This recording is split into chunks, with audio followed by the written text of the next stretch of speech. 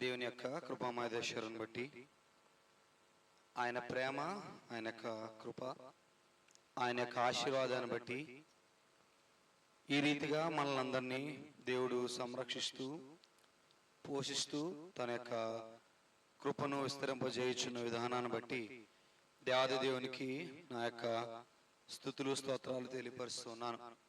ఆ రీతిగానే దేవుని యందు భయభక్తులు కలిగి విశ్వాసంతో ఆయనను ఆరాధించుటకు, ఆయనను సేవించుటకు చేరువచ్చిన ప్రియులైన దేవుని పిల్లలైన మీ అందరికీ ప్రభువైన యేసుక్రీస్తు నామమున నా యొక్క హృదయపూర్వక వందనము తెలియజేస్తున్నాను. అందరికీ వందనాలు.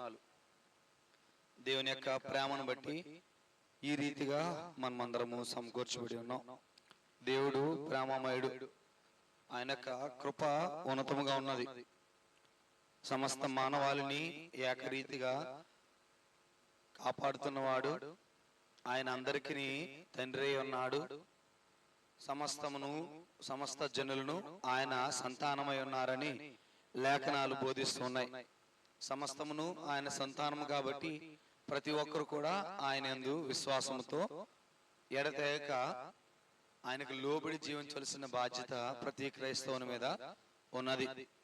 లోకంలో అనేకమైన దారులు ఉన్నప్పటికీ కూడా ఈ మార్గాన్ని ఎంచుకోవాల్సిన ప్రాముఖ్యత ఎందుకున్నది అని అంటే, ఈ మార్గంలో శాంతి సమాధానము ఉన్నది, ఈ మార్గంలో నిత్య జీవం ఉన్నది, ఈ మార్గంలో శ్రేష్ఠత ఉన్నది, ఈ మార్గంలో మానవునికి ఒక పరిశుద్ధమైన జీవితము కనబడుతుంది. కాబట్టి ఈ మార్గంలో ప్రవేశిస్తున్నప్పుడు, ఈ మార్గంలో ప్రయాణిస్తున్నప్పుడు ప్రతి ఒక్కరు కూడా విశ్వాసంతో, ప్రతి ఒక్కరు కూడా భక్తితో, ప్రతి ఒక్కరు కూడా నీతితో, యథార్థతతో జీవించవలసిన బాధ్యత ప్రతి క్రైస్తవుని మీద ఉన్నది. ఈ ప్రత్యేకమైన సమయంలో దేవుడు చక్కటి అవకాశాన్ని మనకి ఇచ్చినందుకు ఆయనకి స్తుతులు తెలియజేస్తూ ఈ అవకాశాన్ని సద్వినియోగపరుచుకునే ప్రయత్నాన్ని మనం చేద్దాం. దేవుని యందు ధైర్యంతో నిలిచిండుట అన్న పాఠాన్ని మనం నేర్చుకుందాం. దేవుని యందు ధైర్యంతో నిలిచిండుట. చాలా జాగ్రత్తగా వాక్యాలని మనం పరిశీలన చేయాలి. దేవుడు మనందరికీ పిరికితనంతో కూడిన ఆత్మను ఇవ్వలేదు, కానీ ధైర్యంతో కూడిన ఆత్మను ఇచ్చాడని లేఖనాలు తెలియపరుస్తున్నాయి. మనందరం కూడా దేవుని కుమారులమని గుర్తించాలి. ప్రతి క్రైస్తవుడు కూడా దేవుని ద్వారా పరలోకం నుంచి కనబడ్డాడు అన్న విషయాన్ని గుర్తించాలి. ప్రతి క్రైస్తవుడు కూడా దేవుని ద్వారా తన యొక్క స్వరూపమునకు మార్చబడ్డాడు అని గుర్తించాలి. స్వరూపమందు చేయబడ్డాడు. స్వరూపమందు చేయబడిన క్రైస్తవుడు ఏం చేశాడంటే, ఆజ్ఞను అతిక్రమించడం వలన పాపమును కొని తెచ్చుకుని ఆ పాపం ప్రవేశించడం వలన ఏం చేశాడంటే దేవుడి నుంచి దూరముగా తొలగిపోయాడు. దేవుడి నుంచి మరలా దూరంగా తొలగిపోయిన వానిని యేసుక్రీస్తు ప్రభువును పంపించి తన ప్రియకుమారుణ్ణి మరలా తన స్వరూపమునకు మార్చుకుంటున్నాడు. మనలను తన యొక్క సారూప్యంలోనికి మార్చుకుంటున్నాడు మనలను. కాబట్టి అలాగూ మార్చబడిన మనము ఆ సారూప్యంలోనే కొనసాగాలి. ఆ సారూప్యంలో ఏమున్నదని తెలియపరుస్తున్నాడంటే ధైర్యం ఉన్నది. ఆ సారూప్యంలో ఏమున్నది? ధైర్యము ఉన్నది. సమూయేలు మొదటి గ్రంథము 14వ అధ్యాయంలోంచి ఒక చక్కటి పాఠాన్ని మనం నేర్చుకుందాం.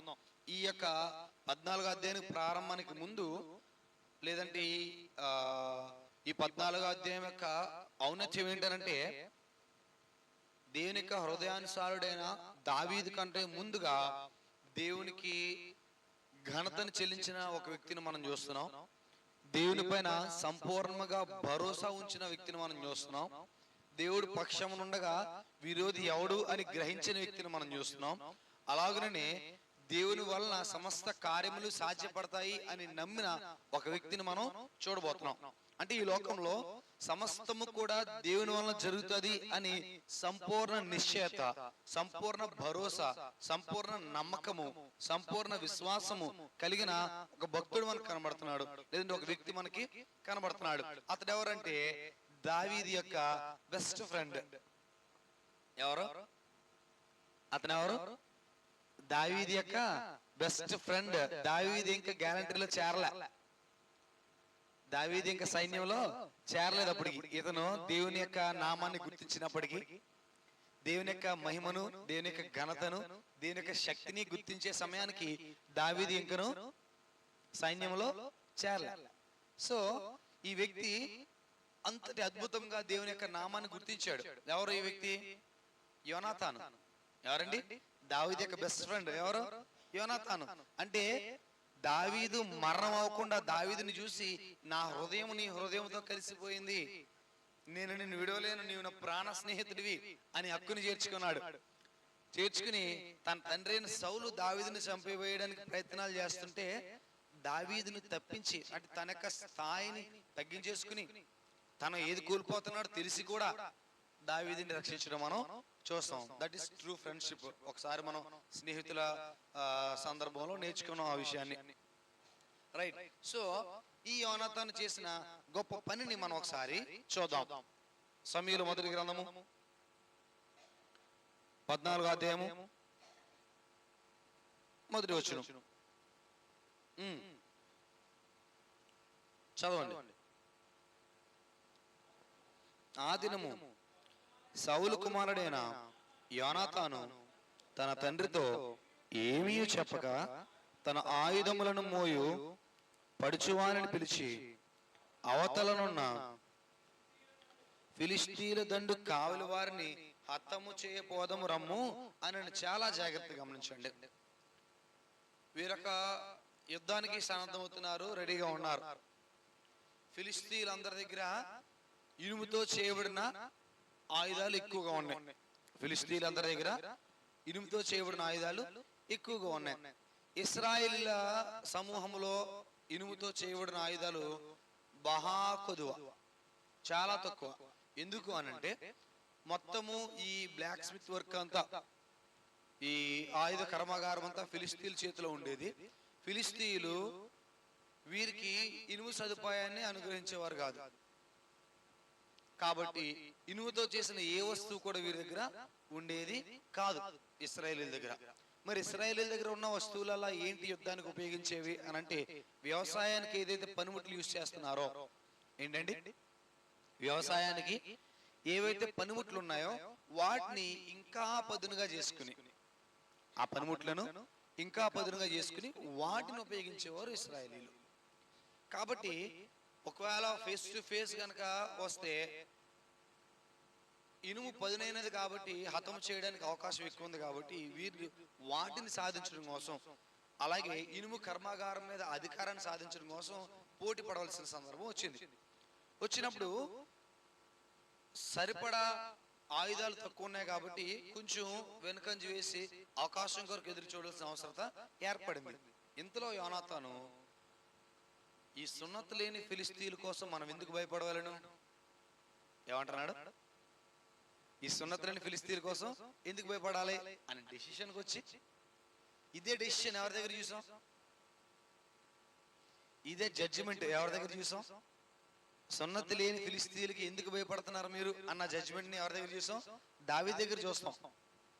దావీదు సేమ్ గొలియాతుని చూసినప్పుడు, గొలియాతు విర్రవీగి మాట్లాడుతున్నప్పుడు దావీదు అంటాడు కదా, ఈ సున్నతి లేని ఫిలిస్తీయులకి మీరు భయపడేది అంటే. గుర్తించిన విషయం ఏంటి అంటే, మన పక్షాన ఉన్నవాడు ఎవరని గుర్తించాడు దావీదు. అట్ ద సేమ్ టైం దావీదు కంటే ముందు యోనాతాను గుర్తించాడు. చదవండి ఆ వచనాలు. 2వ వచనం, సౌలు గిబియా అవతల మిగ్రోనులో దానిమ్మ చెట్టు కింద దిగి ఉండెను. అతని యొద్దనున్న జనులు దాదాపు 600 మంది. షీలోహులో యెహోవాకు యాజకుడు ఏలీ యొక్క కుమారుడైన ఫీనెహాసుకు పుట్టిన ఈకాబోదు యొక్క సహోదరుడైన అహీటూబునకు జననమైన అహియా ఎఫోదు ధరించుకుని అక్కడ ఉండెను. ఎవరున్నారండి అంటే ఏలీ వంశస్థుల్లో వాడే, అప్పుడు యాజకత్వం చేసిన ఏలీ వంశస్థుల్లోని వాడే మరలా యాజకత్వం చేస్తూ ఉన్నాడు ఇప్పటికి. యోనాతాను వెళ్ళిన సంగతి జనులకు తెలియకుండెను. యోనాతాను ఫిలిస్తీయుల దండు కావలి వారున్న స్థలమునకు పోజూచిన దారి అగు కనుమల నడుమ యువతల ఒక సూదిగట్టును అవతల ఒక సూదిగట్టును ఉండెను. వాటిలో ఒక దాని పేరు బొస్సేను, రెండవ దాని పేరు సెనే. ఒకదాని కొమ్ము మిక్మషు ఎదుట ఉత్తర వైపునకు, రెండవ దాని కొమ్ము గిబియా ఎదుట దక్షిణపు వైపునకు ఉండెను. యోనాతాను ఈ సున్నతి లేని వారి దండు కాపుల మీదకి పోదము రమ్ము, యెహోవా మన కార్యమును సాగించినేమో. ఆలోచన చేయండి. అంటే వీరు గుర్తించిన విషయము, వీరి పక్షమునున్న దేవుడు ఎలాంటి వారో గుర్తించారు. మొట్టమొదటి విషయము, జనులందరూ ఉన్నారు, జనులందరూ వారి వారి దేవతలను వారి వారి దేవుళ్ళను ఆ చుట్టుపక్కల సమాజము అనుసరిస్తూ ఆరాధిస్తూ ఉన్నారు. అయినప్పటికీ కూడా, వారికి బలం ఎక్కువగా ఉన్నప్పటికీ కూడా వీరు ఎవరిని విశ్వసించడం తగ్గించలేదు అని అంటే దేవుడిని యెహోవాను విశ్వసించడం తగ్గించలే. ఏమాత్రం కూడా అపనమ్మకాన్ని చూపించలే. ఏది మాత్రం కేవలంగా కావాలి. ఎప్పుడైనా గమనించండి, యుద్ధం ఎప్పుడు వస్తుంది? యుద్ధం ఎప్పుడు వస్తుంది? ఒక దేశానికి మధ్య పడట్లేదు. పడట్లేని విషయం ఒకటైతే, ఒక దేశం దగ్గర బాగా డబ్బులు తక్కువ ఉన్నాయి, ఇంకో దేశం దగ్గర డబ్బులు బాగా ఎక్కువ ఉన్నాయి. ఈ డబ్బులు తక్కువ ఉన్న దేశము యుద్ధంలో దిగడానికి ఎక్కువ చొరవ చూపిస్తుంది అంటారా? చూపించదు. ఎందుకంటే ఆ దేశంలో ఉన్న మిగతా కార్యక్రమాలన్నీ చేయడానికి డబ్బులు సరిపోవట్లేదు, ఇంక యుద్ధానికి ఏం ఎఫోర్డ్ చేస్తాము అని ఆగుతారు. ఎప్పుడైతే ఇద్దరి దగ్గర సరి సమానంగా డబ్బులు ఉన్నాయో అప్పుడు యుద్ధాలు ఎక్కువ వస్తూ ఉంటాయి. యుద్ధాలు ఆగు కూడా. ప్రతి జనరేషన్కి ఒకసారి పెద్ద పెద్ద యుద్ధాలు జరుగుతూ ఉంటాయి. అది సహజం, అది సహజం. కాబట్టి మన దేశంలో ఒకవేళ భారతదేశానికి పాకిస్తాన్కి మధ్య చూసినట్లయితే, భారతదేశానికి బంగ్లాదేశ్కి మధ్య చూసినట్లయితే, భారతదేశానికి చైనాకు మధ్య చూసినట్లయితే భూభాగాల కొరకు యుద్ధం జరుగుతూ ఉంటుంది. ఈ యుద్ధము పెద్ద ఉద్యమం ఎప్పుడవుతుంది అంటే, ఇద్దరి మధ్య సరిపడా డబ్బులు ఉన్నప్పుడు పెద్ద యుద్ధం అవుతుంది. డబ్బులు తక్కువ ఉన్నాయి అనుకో, ఒప్పందాలు జరుగుతాయి. డబ్బులు తక్కువ ఉంటే ఒప్పందాలు జరుగుతాయి. కాదు అలాగని చెప్పేసి వీరోచితంగా యుద్ధానికి దిగినా సరే తక్కువ సామర్థ్యం ఉన్న దేశము ఓడిపోవడమో లేదంటే ఇంకా ఎక్కువ లాస్కి గురవడమో జరుగుతుంది. అంటే కావాల్సిన విషయం వాళ్ళ వెనకాల ఏముందో చూసుకోవాలి. ముందు యుద్ధానికి వెళ్ళడానికి ముందు వారి వెనక ఏముందో చూసుకోవాలి. ప్రస్తుత పరిస్థితుల్లో అయితే ఆయుధాలు ఎక్కువగా ఉండాలి, వాటిని ఎఫోర్డ్ చేసే ధనము కూడా ఎక్కువగా ఉండాలి. మరి ఆ రోజుల్లో యుద్ధానికి వెళ్తున్నప్పుడు ఈ యోనతాను ఏం చూసుకున్నాడు అని అంటే, వారు ఎలాంటి మనుషులు, మనం ఎలాంటి మనుషులము చూశాడు. ఏం చూశాడు? వారు ఎలాంటి మనుషులు, మనం ఎలాంటి మనుషులము. వారి పక్షాన ఉన్న వ్యక్తి ఎవరు, మన పక్షాన ఉన్న వ్యక్తి ఎవరు. వారి పక్షాన ఉన్న వ్యక్తి యొక్క సామర్థ్యం ఏంటి, మన పక్షాన ఉన్న వ్యక్తి యొక్క సామర్థ్యము ఏమిటి. సో ఇతను ఏమంటున్నాడు? ఈ సున్నతులని ఫిలిష్తీయులకు భయపడాల్సిన అవసరం ఏముంది? ఈ దండు కాపురులను హతం చేయడానికి యెహోవా మనకు సహాయం చేయనేమో. అనేకుల చేతనైనను కొద్దిమంది చేతనైనను రక్షించుటకు యెహోవాకు అడ్డమా అని తన ఆయుధములు మోయవానితో చెప్పగా ఏమంటున్నాడు? 1000 మందితోనైనను హతము చేయించగలడు, 2తోనైనను హతము చేయించగలడు, అనేకులతోనైనను హతము చేయించగలడు, అతి తక్కువ మందితోనైనను దేవుడు ఏం చేయగలడు? అలాగున దేవుడు అనేక మందితో హతం చేయించి అతి తక్కువ మందితో హతం చేయించే సందర్భాలు చెప్పండి. దేవుడు అనేక మందితో రాజ్యాన్ని జయించిన సందర్భాల్లో అతి తక్కువ మందితో రాజ్యాలను జయించిన సందర్భాలు చెప్పండి.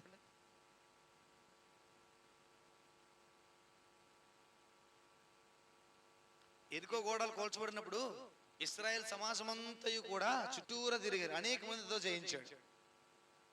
అవునా? ఒక ఆయుధం పట్టకుండా గోడ కూల్చేయబడ్డానికి దేవుని శక్తిని ఉపయోగించాడు మనుషుల ద్వారా. కేవలము 300 మందితో ఫిలిస్తీయులను జయించాడు. ఎంతమందితో? 300 మందితో మాత్రమే. అంటే దేవునికి ఎక్కువ మందితోనూ జయించడం సాధ్యమే, అతి తక్కువ మందితోనూ జయించడము సాధ్యమే. సో యోనతాను దానిని గుర్తుపెట్టుకున్నాడు. దాన్ని గుర్తుపెట్టుకుని దేవునికి ఎక్కువ మందితోనూ జయించడం సాధ్యమే, అతి తక్కువ మందితోనూ జయించడము సాధ్యమే. అతడు నీ మనసులో ఉన్నదంతయు చేయము, పోదము రమ్ము, నీ ఇష్టానుసారంగా నేను నీకు తోడుగా ఉన్నానని అతనితో చెప్పాను. అప్పుడు యోనాతాను, మనము వారి దగ్గరికి పోయి మనలను వారికి అగుపరుచుకుందాము, వారు మనలను చూచి మేము మీ యొద్దకు వచ్చే వరకు అక్కడ నిలువుడని చెప్పిన ఎడల వారి యొద్దకు పోక మనం ఉన్న చోట నిలుచుదాము. మా యొద్దకు రండి అని వారు చెప్పిన ఎడల యెహోవా వారిని మన చేతికి అప్పగించినని దాని చేత గుర్తించి మనం పోదమని చెప్పగా వీరిద్దరూ తమను తాము ఫిలిష్తీయుల దండు కాపరులకు అగుపరుచుకునేది. అప్పుడే ఫిలిష్తీయులు చూడుడి, తాము దాగి ఉండిన గుహలో నుండి హెబ్రీయులు బయలుదేరి వచ్చున్నారని చెప్పుకొనుచు యోనాతానును అతని ఆయుధములను మోయవారిని పిలిచి, మేము మీకు ఒకటి చూపించము రండి అని చెప్పినప్పుడు యోనాతాను, నా వెనుక రమ్ము, యెహోవా ఇశ్రాయేలు చేతికి వారిని అప్పగించినని తన ఆయుధములు మోయవానితో చెప్పెను. ఏమన్నాడు? మనం వారికి కనపరుచుకుందాం, మనం వారికి కనపరుచుకుందాం. వారు మనల్ని చూసి ఆహ్వానించిన ఎడల దేవుడు వారిని మనకు అప్పగించాడని గ్రహిద్దాం.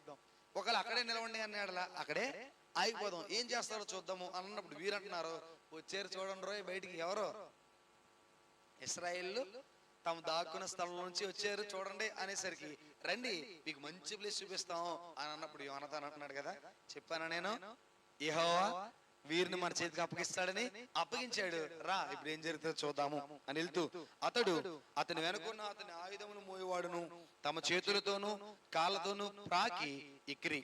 ఫిలిష్తీయులు యోనాతాను దెబ్బకు పడగా అతని వెనక వచ్చు అతని ఆయుధములు మోయవాడు వారిని చంపాను. ఆయుధములు మోయవాడు ఏం చేశాడండి? ఎక్కుతూ ఉంటే ఎవరిని చంపేశాడు?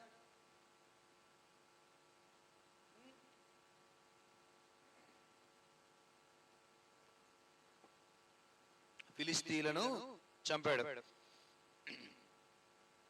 యోనాతాను అతను ఆయుధములు మోయవాడు చేసిన ఆ మొదటి వదయందు దాదాపుగా 20 మంది పడిరి. ఒక దినమున ఒక కాడి ఎడ్లు దున్ను ఈ ఎకరము నేల పడుగున అది జరిగిన ఒక ఎకరం పొలంలో, అంటే గ్యాప్ ఎంత ఉంది?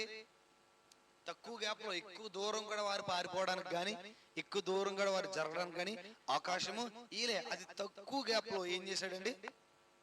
వారిని చంపేయడము మనం చూస్తున్నాం. దీని చేత it is the boldest, it is the bravest decision that Jonathan took. ఏం చేశాడు యోనాతాను? యోనాతాను ఏం చేశాడు? దేవుని యొక్క శక్తిని గుర్తించాడు. ఈ ఫిలిష్తీయులకు మనం ఎలా భయపడవాలను? అవకాశం చూసి అదును చూసి ఎలా మనము వెళ్ళవాలను? దేవుడిని యెహోవా మన పక్షమున ఉండగా, దేవుడిని యెహోవా మనకు తోడుగా ఉండగా, దేవుడిని యెహోవా యుద్ధములు జరిగించువాడనై ఉండగా మనం ఎలా భయపడవాలను? ఎలాగండి? ఎలా భయపడవాలను? మనం వెళ్ళి వారిని ఏం చేద్దాము? హతము చేయదము. ఈ వార్త ఎవరు విన్నారు? సౌలుకు వినబడింది. దండులో ఎవరు లేరు చూడండి ఒకసారి. ఎవరు లేరు?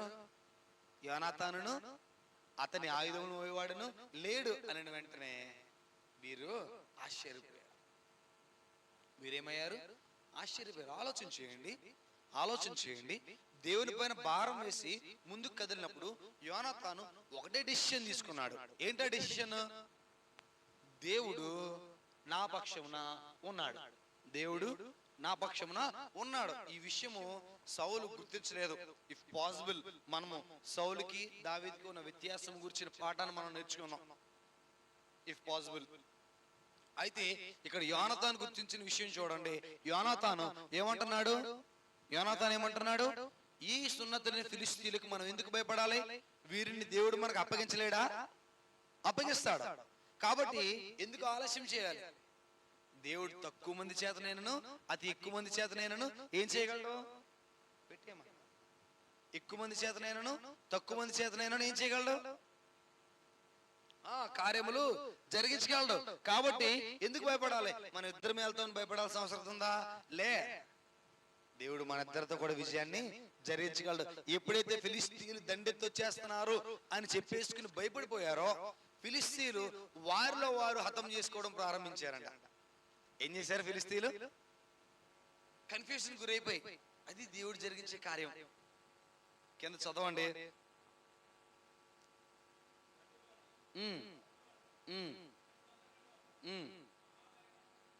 మహాభయకంపము కలిగెను. దండు కావలి వారును దోపుడుగాండ్రను భీతి నొందిరి నేల అదిరెను. వారు ఈ భయము దైవికమని భావించిరి. ఏంటండి ఈ భయం? ఎవరి వల్ల కలిగింది? దేవుడిని యెహోవా వలన కలిగింది. ఇద్దరు వెళ్ళి 20 మందిని హతం చేసేసారు.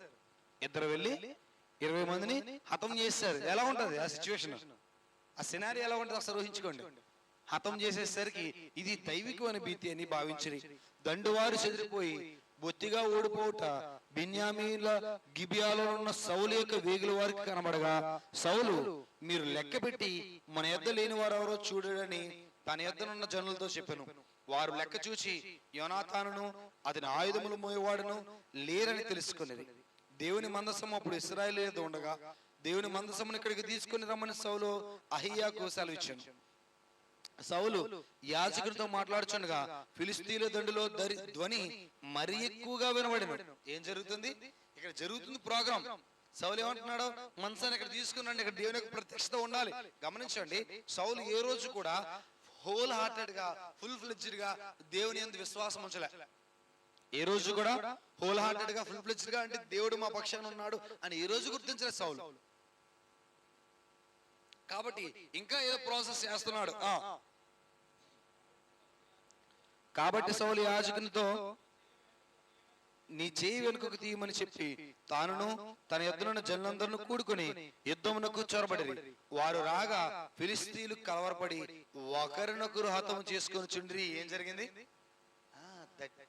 That is the work of God. దేవుని యొక్క క్రియ ఎలా జరుగుతుంది? చంపవలసిన ఫిలిస్తీన్లు ఏం చేస్తున్నారు? ఆందోళనకు గురి అయ్యి కంగారు పడి వాళ్ళ వారు చంపేసుకుంటున్నారు. దేవుడు జరిగించే కార్యం అలా ఉంటది. ఇది ఎవరు చూపించిన తెగువ, చొరవ? యోనాతాను చూపించిన తెగువ, యోనాతాను చూపించిన చొరవ. అంటే యోనాతాను దేవుని పైన ఎంత ఎక్కువ విశ్వాసాన్ని కనపరిచాడు. ఆ సందర్భంలో ఎంత నమ్మాడు. తాను నేర్చుకున్న లేఖనాలు గుర్తుపెట్టుకున్నాడు. ద్వితీయోపదేశకాండము 20వ అధ్యాయము 1 నుంచి చదివితే ఏం నేర్పింపబడిందో మోషే ద్వారా మనం ఒకసారి చూద్దాం. ఇశ్రాయేలీయులకు ఏం నేర్పింపబడింది, ఏం బోధింపబడింది దేవుని నుంచి ఒకసారి ఆలోచన చేద్దాం. ద్వితీయోపదేశకాండము 20వ అధ్యాయము 1 నుంచి 4 వచనాలు. నీవు నీ శత్రువునితో యుద్ధమునకు పోయి గుర్రములను రథములను మీకంటే విస్తారమైన జనమును చూచినప్పుడు వారికి భయపడవద్దు. దేవుడు ఏం ఆజ్ఞాపించాడు? ఒకవేళ if you are at a war place, మీరు కనుక యుద్ధ రంగంలో ఉన్నప్పుడు మీ శత్రువులను చూసి, వారి గుర్రములను చూసి, ఒకవేళ మీకన్నా ఎక్కువ గుర్రములు ఉంటే, మీకన్నా ఎక్కువ రథములు ఉంటే, వారికి మీకన్నా ఎక్కువ జనబలం ఉంటే, మీకన్నా ఎక్కువ ఏనుగులు ఉంటే, ఒకవేళ గజబలం ఉంటే, ఒకవేళ వాటిని చూసి మీరేం చేయొద్దు? భయపడద్దు. ఐగుప్తు దేశంలో నుండి నిన్ను రప్పించిన నీ దేవుడని యెహోవా నీకు తోడైయుండును. యోనాతాను మాట్లాడిన మాట, దేవుడు కొద్ది మంది చేతనైనను అనేక మంది చేతనైనను ఏమి చేయను మనకు విజయాన్ని అనుగ్రహించును. దేవుడు ఏం చేయబోతున్నాడు? కొద్ది మంది చేతనైనను అనేక మంది చేతనైనను మనకు విజయాన్ని అనుగ్రహిస్తున్నాడు. కాబట్టి ఆ కొద్ది మంది ఇద్దరం ఎందుకు కాకూడదు? ఆ అనేక మంది అందరం ఎందుకు కాకూడదు? బికాస్ ఇద్దరికైనాను, ఒక్కడికైనాను, అనేక మందికైనాను మీ పక్షం నుండి యుద్ధం చేయవాడు ఎవడని చెప్తున్నాడు? మీ పక్షం నుండి యుద్ధం చేయవాడు మీ దేవుడని యెహోవా. ఎవరు యుద్ధం చేస్తున్నారు? మీ పక్షమున ఉండి మీకు తోడే ఉండేవాడు ఎవరంటే మీ దేవుడైనా యెహోవా. అంతేకాదు, మీరు యుద్ధమునకు సమీపించినప్పుడు యాజకుడి దగ్గరికి వచ్చి ప్రజలతో ఇలాగ చెప్పాలి. ఏమని చెప్పాలి? ధైర్యాన్ని నింపాలి. యాజకుని యొక్క ప్రోగ్రామ్ ఏంటి? ధైర్యాన్ని నింపాలి. ఏ మాటలతో ధైర్యాన్ని నింపాలి చూడండి. ఏ రోజు కూడా యాజకుడు సైన్యం ముందుకెళ్తున్నప్పుడు విజయం రాదేమో అని అనకూడదు. Because priest must have bold belief on God. యాజకునికి దేవుని పైన సంపూర్ణమైన నమ్మకం ఉండాలి ముందు, సంపూర్ణమైన విశ్వాసం ఉండాలి ముందు. అవిశ్వాసంతో యాజకుడు ఎప్పుడు ఉండకూడదు. అవిశ్వాసంతో యాజకుడు ఎప్పుడు ఉండకూడదు. దేవుడు ఎప్పుడు కూడా తాను చేస్తానన్న పనిని చేయకుండా ఆగేవాడు కాడు. దేవుడు చేస్తాను అని వాగ్దానం చేశాడా? చూడండి, 300 మందితో విజయాన్ని ఇచ్చాడు, 2 విజయాన్ని ఇచ్చాడు. ఎంతమంది విజయాన్ని ఇచ్చాడు? 2 విజయాన్ని ఇచ్చాడు.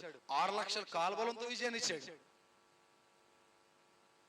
6 లక్షల కాల్బలంతో విజయాన్ని ఇచ్చాడు. 10 మంది వేగి చూడడానికి వెళ్తే, 12 మంది వేగి చూడడానికి వెళ్తే 10 మంది ఏం చెప్పారు? రాంగ్ స్టేట్మెంట్ ఇచ్చారు. 2 మాత్రమే రైట్ స్టేట్మెంట్ ఇచ్చారు. బాగుంది, దేవుడు మనకి మంచి ప్రదేశాన్ని ఇవ్వబోతున్నాడు అని చెప్పేసి. అర్థమైందా మీకు? సో దేవుడు 10 మంది స్టేట్మెంట్ పెట్టుకున్నాడు, ఇద్దరు స్టేట్మెంట్ ఇద్దరే. ఎందుకు? అది దేవునికి అనుకూలమైన స్టేట్మెంట్, దేవుడు చేస్తాను అని చెప్పిన స్టేట్మెంట్. కాబట్టి ఆలోచన చేయండి.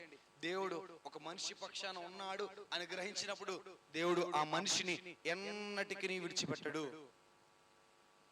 దేవుడు ఆలస్యం చేస్తున్నాడా?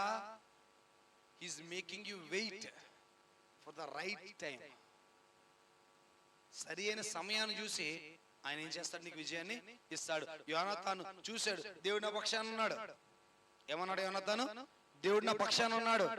దేవుడు తెలియపరిచాడు, ఐగుప్తు దేశంలో నుంచి మిమ్మల్ని వెలుపలకు తీసుకొచ్చిన మీ దేవుడిని యెహోవా మీకు తోడైయుండును అని ఆయన వాగ్దానం చేశాడు. వాగ్దానం చేసిన వాడు నమ్మదగిన వాడు, మాట తప్పని వాడు. కాబట్టి God will save me, God will God me. దేవుడు నన్ను ఏం చేస్తాడు? రక్షిస్తాడు, కాపలా ఉంటాడు దేవుడు అని ఏం చేశాడు? ఆగకుండా వెంటనే చూడండి, దేవుడు మీకు తోడుండి కార్యాలు జరిగిస్తాడు అని చెప్పిన మాట ఎలాగో జరిగింపబడింది? ఫిలిస్తీయులు బెదిరిపోయి వారిలో వారు చంపేసుకోవడం ప్రారంభించారు. That is how the things of God works. దేవుని కార్యములు అలాగూ జరిగింపబడతాయి. నువ్వు ఊహించో. యోనాతాను కూడా అనుకుని ఉన్నాడు అలా జరుగుతుందని కార్యము. అనుకున్నాడా? అనుకోలే. యోనాతాను కూడా అనుకుని ఉన్నాడు. యోనాతాను ఒకటే నమ్మాడు. ఏం నమ్మాడు? యుద్ధము యెహోవాది. దావీదు చెప్పాడు డైరెక్ట్ గా, యోనాతాను చెప్పలేదు. కానీ యోనాతాను కూడా ఏం నమ్మాడు? దేవుడు యుద్ధం చేస్తాడు నా పక్షాన, నేను యుద్ధానికి దిగాను, మీరు యుద్ధానికి పోనప్పుడు మీకు తోడే ఉంటానని దేవుడు చెప్పాడు. సో దేవుడు చెప్పాడంటే చేస్తాడంతే. దేవుడు చెప్పాడంటే చేస్తాడంతే. నేను ఇంకే మాత్రము కూడా ఆలోచన లేదంటే అపనమ్మకము పెట్టుకోవాల్సిన అవసరత లేదు. ఉందంటారా? లేదు. ఏ మాత్రము కూడా ఆలోచన గాని అపనమ్మకం గాని దేవుడు చేస్తాడా చేయడా అని గాని పెట్టుకోవాల్సిన అవసరత లేదు. Because he only promised you, I will be after you. నేను మీ వెనకే ఉంటాను, మీ తోడే ఉంటాను. నేను మీరు కార్యములు చేయండి, మీకు వాటిని సఫలీకృతం చేసే బాధ్యత నాది. మీరు యుద్ధంలో జయించండి, యుద్ధంలో ప్రవేశించండి, మీకు విజయాన్ని ఇచ్చే బాధ్యత నాది. ఈ లోకంలో అనేకమైన యుద్ధాలు మనం చేస్తున్నాం. ఈ లోక అధికారులతో యుద్ధం చేస్తున్నాం, ఈ లోక సమాజంతో యుద్ధం చేస్తున్నాం మనం, ఈ లోక అలవాట్లతో యుద్ధం చేస్తున్నాం మనం, ఈ లోక వ్యసనాలతో యుద్ధం చేస్తున్నాం మనం, ఈ లోక బలహీనతలతో యుద్ధం చేస్తున్నాం మనం. చేస్తున్నామా? చేయట్లేదా? చేస్తున్నాం. వాటన్నిటిలో మనం జయించాలి అన్నప్పుడు, విశ్వాస ప్రయాణంలో జయించాలి అన్నప్పుడు we have to be brave. మనము ధైర్యము కలిగి ఉండాలి. ఎలా ఉండాలి? మనము ధైర్యము కలిగి ఉండాలి. దేవుడు నా పక్షమున ఉండగా విరోధి ఎవడు? who can be against me if God is with me. దేవుడు నా పక్షమున ఉండగా నాకు విరోధి ఎవడు? యోనాతాను గుర్తించాడు, నా పక్షాన ఉన్న దేవుడు పరిశుద్ధుడైతే, నా పక్షాన ఉన్న దేవుడు నీతిమంతుడైతే, నా పక్షాన ఉన్న దేవుడు సమస్తమును చేయగల సమర్థుడైతే, నా పక్షాన ఉన్న దేవుడు సమస్తమునకు ఆధారభూతుడైతే, నేను ఎందుకు ఈ సున్నతులైన ఫిలిస్తీయులకు భయపడాలి? Why should I fear? Is there any reason? ఏదైనా కారణం ఉందా వారికి నేను భయపడడానికి? లేదు. కాబట్టి నేను భయము పడను. సో దేవుడు చెప్తున్నాడు, మీరందరూ ఎలా ఉండాలి? ధైర్యంగా ఉండాలి. ఎలా ఉండాలి మీరందరూ? దేవుడే చెప్పాడా? మనుషుడు చెప్తున్నాడా? నేను మీ పక్షంలో ఉన్నాను, మీరు ధైర్యంగా ఉండండి అని దేవుడు చెప్పాడా? మనుషుడు చెప్తున్నాడా? ద్వితీయోపదేశకాండము 31వ అధ్యాయము 6వ వచనం.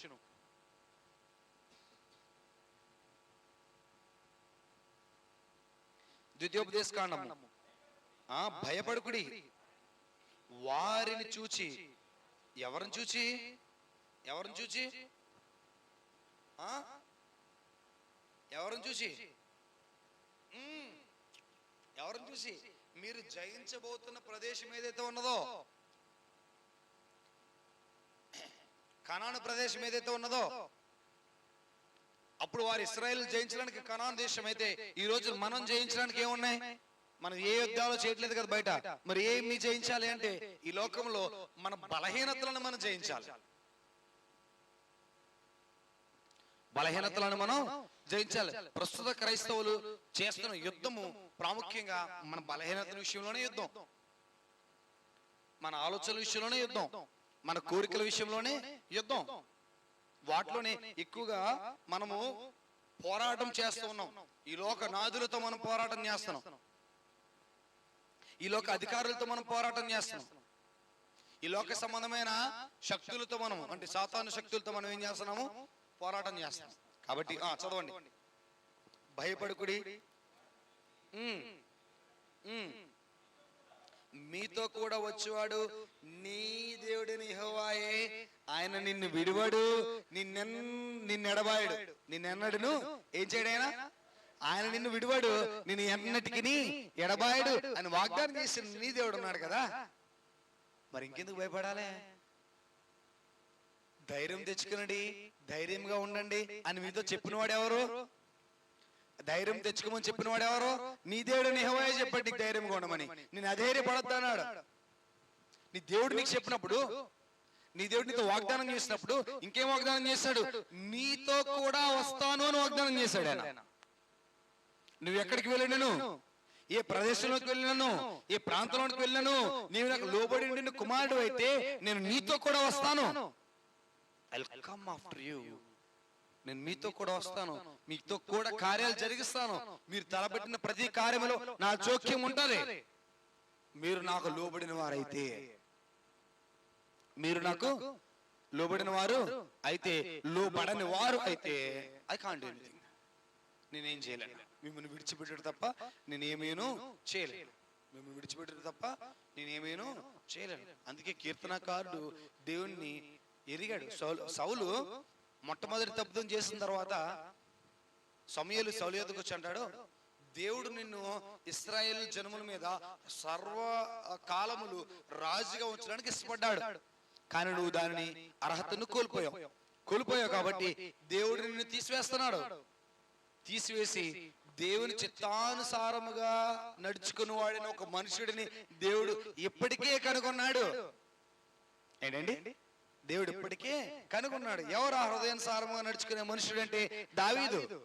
ఆ హృదయానుసారైన దావీదు రాస్తున్న కీర్తనలు అంటున్నాడు, కీర్తన గ్రంథము 23వ కీర్తన 4వ చరణంలో, కీర్తన గ్రంథము 23వ కీర్తన 4వ చరణం, గాఢాంధకారపు లోయలో నేను సంచరించినను ఏ అపాయమునకు భయపడను, నీవు నాకు తోడై ఉందువు, నీ దుడ్డు కరయు నీ దండమును నన్ను ఆదరించును. గాఢాంధకారపు లోయలో నేను సంచరించినను నేనేం చేయను? గాఢాంధకారపు లోయ అంటే it is the darkest shadow of the valley of death. అయినప్పటికీ కూడా ఆయన ఏం చేయడంట అంటే మరణము సమీపించే లోయల్లో ప్రవేశించినప్పటికీ కూడా ఎవరు భయపడరు? దావీదు భయపడడు. మనం ఏం చేస్తాము? మనం భయపడతాం. బికాస్ ఎందుకు భయపడతాం? మనకు నమ్మకం లేదు మన దేవుడి పైన. మన దేవుడు కార్యాలు జరిగిస్తాడని, మన దేవుడు మన పక్షాన నుండి యుద్ధం చేస్తాడని, మన దేవుడు మనతో పాటుగా ప్రయాణించి మన ప్రతి ఆలోచనలో ప్రతి కార్యాలలో మనకి విజయాన్ని చేకూరుస్తాడని మనకి విశ్వాసం లేదు. అందుకు మనం భయపడతాము. కానీ కీర్తనకారుడు అన్నాడు కదా, ఏమంటున్నాడు? గాఢాంధకారపు లోయలో నేను సంచరించినను ఏ అపాయమునకు భయపడను. ఎందుకు? నీవు నాకు తోడయ్యుందువో యెహోవా నా కాపరి, నాకు ఏమి కలగదు, లేమి కలగదు. నాకేం కలగదు? లేమి కలగదు. నాకు కుదువైనది ఏది ఉండదు దేవుడు నాకు కాపరిగా ఉండినప్పుడు. నాకు తక్కువైనది ఏది ఉండదు దేవుడు నాకు కాపరిగా ఉండినప్పుడు. దేవుడు నాకు కాపరిగా ఉండాలి. దేవుడు నాకు ఎలా ఉండాలి? కాపరిగా ఉండాలి. లేకపోతే ఏమవుతుంది? దేవుడు నాకు కాపరిగా లేకపోతే ఏమవుతుంది? నేను తప్పిపోతాను, నేను విజయం నేను చేకూర్చబడను. మరణం నన్ను సమీపిస్తుంది. ఆలోచన చేయండి, మరణం నన్ను సమీపిస్తుంది. అందుకని యేసు శిలువ మీద ఉన్నప్పుడు నా దేవా నీవేళ నా చెయ్యి విడిచితివి. Jesus Christ realized he is very near to death. మరణం సమీపిస్తుంది అని అంటే దేవుడు చేయి విడిచాడు అని అర్థం. మరణం సమీపిస్తుంది అంటే దేవుడు చేయి విడిచాడు అని అర్థం. విజయం రావట్లేదంటే దేవుడు చేయి విడిచాడు అని అర్థము. ఈ లోకంలో మనం విజయం పొందాలి అంటే మన ధైర్యంతో ముందడిగేయాలి. మొట్టమొదటిది దేవుడు మనకు తోడుగా ఉండాలి. దేవుడి పైన ఆనుకుని దేవుని నామ స్మరణ చేస్తూ నువ్వు ముందుకి కొనసాగాలి. That is what king David did. దావీదు దానినే చేశాడు. యుద్ధము యెహోవాదే. అందుకనే సౌలు 1000 కొలదియు, దావీదు 10,000 కొలదియు ఏం చేశారు? హతం చేశారు ఆ రోజున. ఆలోచన చేయాలి. కాబట్టి ఏదైనా కార్యం చేస్తున్నప్పుడు ఎలాగ చేయాలంట? ధైర్యముతో చేయాలి. శాంతి సమాధానాన్ని ఇస్తున్నాను అన్నాడు. ఇది భౌతికపరమైన సమాధానం కాదు, ఆత్మపరమైన సమాధానాన్ని నీకు ఇస్తున్నాను కాబట్టి దేవుడు నాకు తోడుగా ఉంటాడని నువ్వు విశ్వసించాలి. యోహాను సువార్త 14వ అధ్యాయము, యోహాను సువార్త 14వ అధ్యాయము 27వ వచనం. శాంతినే మీకు అనుగ్రహించున్నాను, నా శాంతినే మీకు అనుగ్రహించున్నాను. ఎలాగ అనుగ్రహించట్లేదు? ఈ లోకం ఇచ్చినట్టు నేను మీకు అనుగ్రహించట్లేదు. మీ హృదయమును కలవరపడనీయకుడి, వెరవనీయకుడి. నేను వెళ్ళి మీ ఎదుకు వచ్చేదని మీతో చెప్పిన మాట మీరు వింటారు కదా. తండ్రి నాకంటే గొప్పవాడు గనుక మీరు నన్ను ప్రేమించడలా నేను తండ్రి ఎద్దుకు వెళుచున్నానని మీరు సంతోషింతురు. ఎలాంటి శాంతిని ఇస్తున్నాడు ఆయన? ఆత్మ సంబంధమైన శాంతి, హృదయంలో నుంచి వచ్చే శాంతిని ఆయన అనుగ్రహిస్తున్నాడు. లోకం ఇస్తున్నట్టు నేను ఇవ్వట్లే. లోకం ఇస్తున్నట్టు నేను ఇవ్వట్లే. మీకు సంపూర్ణంగా అది నిలిచినట్లు ఇస్తున్నాను. శాంతిని మీకు అనుగ్రహిస్తున్నాను. నా శాంతిని మీకు అనుగ్రహిస్తున్నాను. ఆ శాంతిని ఆయన అనుగ్రహించడం ద్వారా మనం ఎలా ఉండబోతున్నామంటే సమాధానముగా ఉండబోతున్నాము. సమాధానముగా ఉండిన ఎడల మనకు సమస్తమును విజయాలే చేకూరుతున్నాయి అని లేఖనాలు తెలియపరుస్తున్నాయి. ధైర్యంతో ఈ లోకనాథులు, ఈ లోక మనుషులు మనలను ఇబ్బందులకు గురి చేస్తున్నప్పుడు ఎంతటి ధైర్యంతో ఉండడానికి ప్రయత్నం చేయాలి అని అంటే, నాకు ఆయన ఇచ్చిన ఆత్మ ధైర్యంతో నిండిన ఆత్మనిచ్చాడు. పిరికితనముతో నిండిన ఆత్మను ఇయ్యలేదు. షైని ఏ ఆత్మనిచ్చాడు? ధైర్యంతో ఏం చేయడానికి? ఆత్మ ద్వారా ధైర్యంతో ఏం చేయడానికి? దేవుని ఆరాధించడానికి,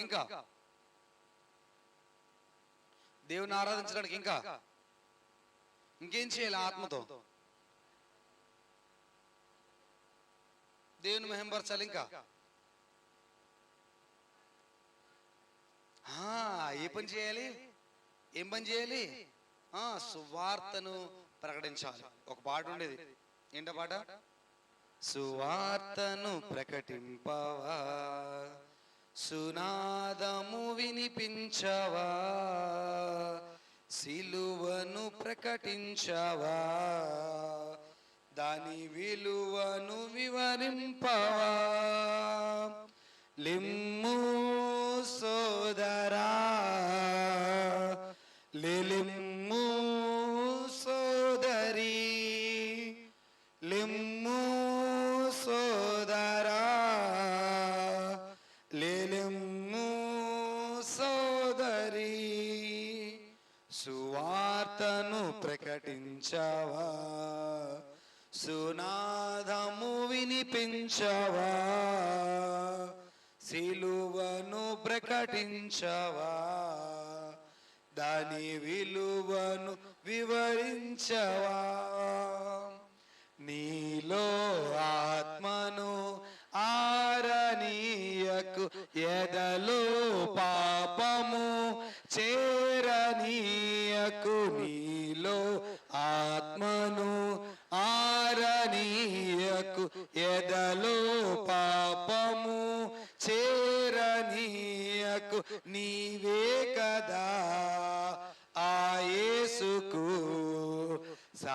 సాక్షివని తెలుసుకో, నీవే కదా ఆ యేసుకు సాక్షివని తెలుసుకో. లిమ్ము సోదరా, లిమ్ము సోదరి, లిమ్ము సోదరా, లిమ్ము సోదరి. సువార్తను ప్రకటించవా, సునాదము వినిపించవా, సిలువను ప్రకటించవా, దాని విలువను వివరించవా. దేనికి ఇచ్చాడండి ఆత్మను? ధైర్యంతో కూడిన ఆత్మను దేంతో ఇచ్చాడు? సువార్తను ప్రకటించుటకు, సునాదమును వినిపించుటకు. ఈ లోకంలోనికి యేసుప్రభు ఎందుకు వచ్చాడో దానిని ప్రకటించడానికి ఇచ్చాడు. చూడండి, తిమోతికి రాసిన 2వ పత్రిక 1వ అధ్యాయము 7వ వచనం.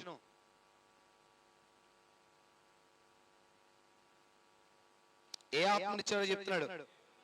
దేవుడు మనకు శక్తియు మహిమ ప్రేమయు ఇంద్రియ నిగ్రహము గల ఆత్మనే ఇచ్చి ఉన్నాడు. ఏ ఆత్మనిచ్చి ఉన్నాడు? ఏ ఆత్మనిచ్చి ఉన్నాడు?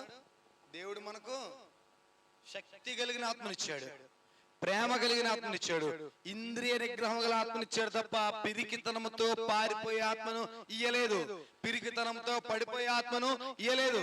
ఇంద్రియ నిగ్రహం అవసరము.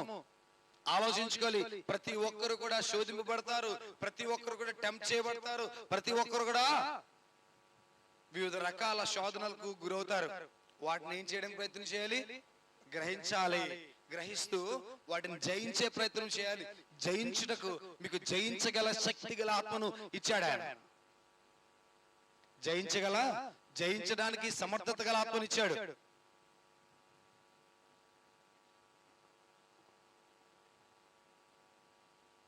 ఏ ఆత్మని లేదు? పిరికితనము గల ఆత్మను ఇయ్యలేదు. మాధురి, ఏ ఆత్మని లేదు? ఏ ఆత్మని లేదు? పిరికితనము గల ఆత్మని ఇయ్యలేదు. ఏ ఆత్మనిచ్చాడు? ఇంద్రియ నిగ్రహము. ఆలోచించాలి. This is a wonderful spirit we are been blessed with. ఇంద్రియ నిగ్రహము, శక్తి కలిగిన ఆత్మనిచ్చాడు, ప్రేమ కలిగిన ఆత్మను ఇచ్చాడు. కాబట్టి మనము ఈ లోకంలో జీవిస్తున్నప్పుడు ఎలాంటి వారిగా జీవించాలంటే ధైర్యం గలవారిగా జీవించాలి. ఎలాంటి వారిగా జీవించాలి? ధైర్యం గలవారిగా జీవించాలి. ధైర్యం లేని వారిగా జీవించకూడదు. ధైర్యం లేనివాడు ఎవరు? బుద్ధిహీనుడు. ధైర్యం లేనివాడు ఎవరు? దేవుని ఎరగనివాడు. ధైర్యం లేనివాడు ఎవరు? దేవుని విశ్వాసం లేనివాడు. ధైర్యమును లేనివాడు. ధైర్యం కలిగిన వాడు దేవుని యందు విశ్వాసం కలిగిన వాడు. ధైర్యం కలిగిన వాడు దేవునికి లోబడిన వాడు. ధైర్యం కలిగిన వాడు దేవునికి అనుకూలముగా జీవించేవాడు. ధైర్యము కలిగిన వాడు. కాబట్టి ఆలోచన చేయండి. ధైర్యం కలిగి జీవించాలి. ధైర్యం కలిగి జీవించాలి. One has to develop courage, one has to develop bravery. ఒక మనుషుడు దేనిని పెంపొందించుకోవాలి? ధైర్యాన్ని పెంపొందించుకోవాలి. ఆ ధైర్యం లేకపోతే ఈ లోకంలో జయించుట అసాధ్యం. బుద్ధిహీనుడు ఏం కలిగి ఉన్నాడు? ధైర్యాన్ని కలిగి ఉండడు. బుద్ధిహీనుడు ప్రతి చిన్న విషయానికి ఆందోళన పడుతూ ఉంటాడు, ప్రతి చిన్న విషయానికి భయపడిపోతూ ఉంటాడు. వాడికి మోకరించి ప్రార్థన చేసే ఆలోచన లేదు. మోకరించి ప్రార్థన చేయటం వల్ల కార్యములు ఎలాగ జరుగుతాయో తెలుసుకున్న అనుభవ జ్ఞానం లేదు. దేవుని అడిగితే దేవుడు సమస్త కార్యాలు చేస్తాడు అని సంపూర్ణ విశ్వాసము లేదు. భయపడిపోవడం ఎక్కువ ఉంది. భయపడేవాడు దేవుని ఎరగనివాడు అని చెప్తున్నాడు. భయపడేవాడు దేవుని గురించి తెలుసుకున్నవాడు అని చెప్తున్నాడు. ఒకవేళ నీవు గనక దేవుని ఎరిగిన వాడు అయితే, ఒకవేళ నీవు గనక దేవుని సంపూర్ణంగా తెలుసుకున్న వాడు అయితే, దేవుని ప్రేమను, దేవుని శక్తిని, దేవుని జ్ఞానాన్ని సంపూర్ణంగా నువ్వు తెలుసుకున్న వాడు అయితే నువ్వేం చేస్తావు?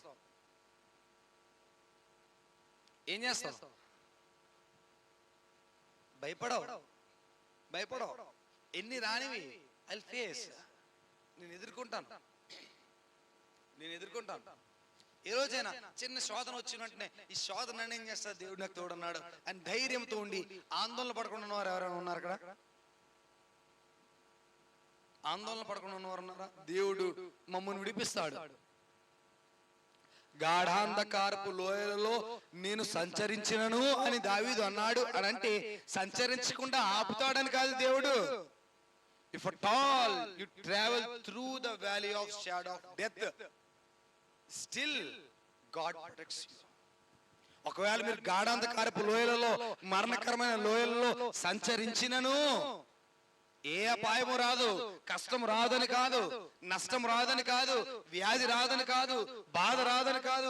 బాధలలోనూ ప్రవేశించినను, వేదనలలోనూ ప్రవేశించినను, శ్రమలలోనూ ప్రవేశించినను, ఇబ్బందికరమైన పరిస్థితుల్లోనూ ఉంటున్నప్పటికీ నీ చేయి విడవక నిన్ను పట్టుకుని వాడు ఎవరు అంటే నీ దేవుడైన యెహోవా. నీ చేయి విడవక నిన్ను ఆయన ఏం చేస్తున్నాడు? పట్టుకుంటున్నాడు. నీకు తోడుగా ఉంటున్నాడు, నిన్ను నడిపిస్తున్నాడు. ఏ అపాయము నాకు రాదు, అది అక్కడున్న విషయం. జ్ఞానవంతుడు, దేవుని యందు విశ్వాసం కలిగిన వ్యక్తి, దేవుని జ్ఞానాన్ని తెలుసుకున్న వ్యక్తి ఎలాంటి ఆలోచన కలిగి ఉంటాడంటే, నేను శ్రమ పెట్టబడినను దానిలో నుంచి విజయాన్ని దేవుడు నాకు ఇస్తాడు. బుద్ధిహీనుడు ఏమనుకుంటాడంటే శ్రమ వచ్చినంటనే దేవుడు లేడు అనుకుంటాడు. ఆ వచ్చిన శ్రమను బట్టి ఏదేదో ఆలోచన చేసుకుంటూ ఇక్కడ ఎక్కువగా భయపడిపోతూ ఉంటాడు. ఏదేదో ఆలోచన చేసుకుంటూ భయపడిపోక దేవుడు కార్యం చేస్తాడు. వాగ్దానం చేసిన వాడు నమ్మదగిన వాడు, నిన్ను విడవక ఆయన నడిపించును, నీకు విజయాన్ని ఇచ్చును అని లేఖనాలు తెలియపరిచినాయి. లేఖనములలో దేవుడు మాట్లాడాడు, దేవుడు వాగ్దానం చేశాడు. కాబట్టి దానిని మర్చిపోకూడదు. కీర్తన గ్రంథము 53వ కీర్తనలో దేవుడు లేడని బుద్ధిహీనులు తమ హృదయంలో అనుకుందరు, వారు చెడిపోయిన వారు. వారు ఎలాంటి వారంట? చెడిపోయిన వారు. చూడండి 5వ చరణంలో వారిని గురించి, వారికి లక్షణాల గురించి తెలియపరుస్తున్నాడు. కీర్తన గ్రంథము 53వ కీర్తన 5వ చరణం. భయకారణము లేని చోట వారేమైత్రి? దేవుడు ఉన్నాడు అని గ్రహించేవాడు భయం కలిగే ప్రదేశంలో కూడా ఎలా ఉంటాడో ధైర్యంగా ఉంటాడు. మీకు అర్థమైంది? అర్థం కాలేదా? దేవుడు ఉన్నాడు, దేవుడు నన్ను సంరక్షిస్తాడు, దేవుడు నన్ను పోషిస్తాడు, దేవుడు నా చేయి విడిచిపెట్టాడు, నేను ఎన్నటికీ విడువను, నేను ఎన్నటికీ ఎడబాయను అని నా దేవుడు నాతో వాగ్దానం చేశాడు. కాబట్టి వాగ్దానం చేసి నా దేవుడు నమ్మదగిన వాడు. కాబట్టి మరణకరమైన మార్గంలో నేను ప్రవేశించినను నేను విజయమును చేకూర్చుకుంటాను అని నమ్మేవాడేవాడు? విశ్వాసి. దేవుడు ఉన్నాడని గ్రహించిన వాడు దేవుని పైన సంపూర్ణంగా నమ్మకం కలిగిన వాడు. మరి నమ్మని వాడేవాడు? బుద్ధిహీనుడు. వాడు ఏం చేస్తున్నాడు? భయకారణం లేని చోట కూడా దేనికి గురవుతున్నాడు అంటే భయానికి గురవుతున్నాడు. భయపడవలసిన అవసరం లేని చోట కూడా వాడు దేనికి గురవుతున్నాడు అంటే భయానికి గురవుతున్నాడు. యూజువల్ గా అందరికీ జరిగే విషయాల్లో కూడా వీడు ఏమవుతున్నాడు అంటే ఎక్కువగా దేవుడు అందరికి ఇచ్చినట్టు నాకు ఎందుకు ఇవ్వాలి కష్టాలు అనుకుంటున్నాడు. లేదు, అందరికీ వస్తాయి అవన్నీ. కష్టము, నష్టము, ఇబ్బంది, వ్యాధి, బాధ, శోధన అందరికీ వస్తాయి. కానీ నా దేవుడు వాటన్నిటిలో నుంచి నన్ను విడుదల చేస్తాడు, విముక్తిని ఇస్తాడు అంటున్నాడు. బుద్ధిహీనుడు ఏం చేస్తాడంట? భయకారణం లేని చోట వారు ఏమవుతున్నారు? భయక్రాంతులైరి.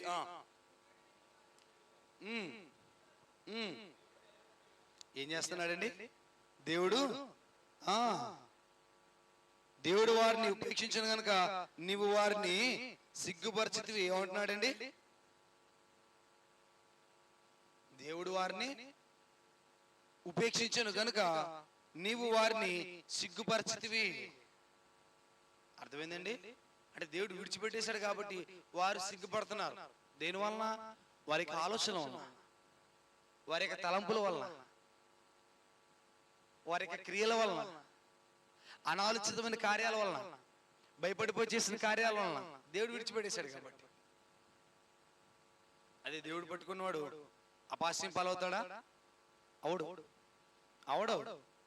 ఒకవేళ కొద్ది నిమిషాలు ఫర్ సపోజ్ అపహాస్యం పాలవుతున్నారు అని ఎవరైనా ఆందోళన పడితే యేసుప్రభు అపహాస్యం పాలయ్యాడా? యేసుప్రభు అపహాస్యం పాలయ్యాడా? లేదా? చెప్పులుచ్చు కూడా ఎత్తాను, లేదా మైకులుచ్చు కూడా ఎత్తాను.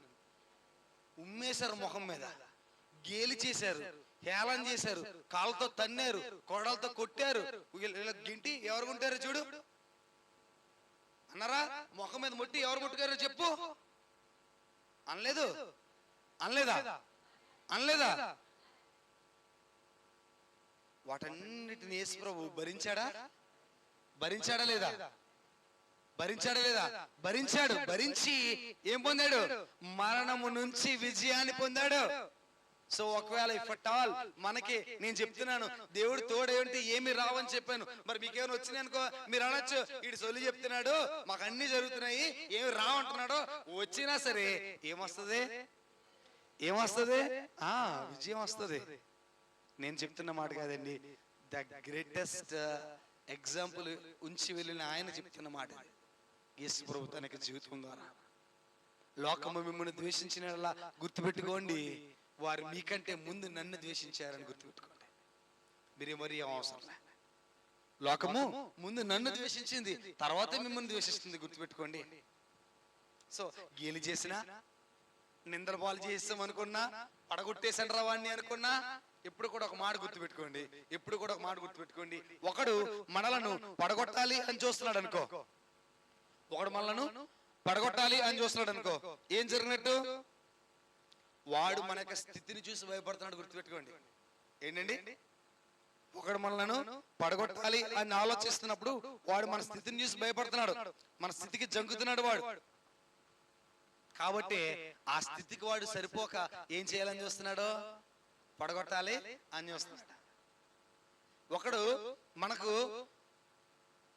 మనల్ని శత్రువుగా ట్రీట్ చేస్తున్నాడు అనుకో, ఒకడు మనల్ని శత్రువుగా ట్రీట్ చేస్తున్నాడు అనుకో, నువ్వు అందరికంటే ముఖ్యమైన వాడు, గుర్తుపెట్టుకో. ఒకళ్ళు నిన్ను ఎవడో శత్రువుగా ట్రీట్ చేయట్లేదా, నువ్వు ముఖ్యమైన వాడు కావు. తెలుసా మీకు?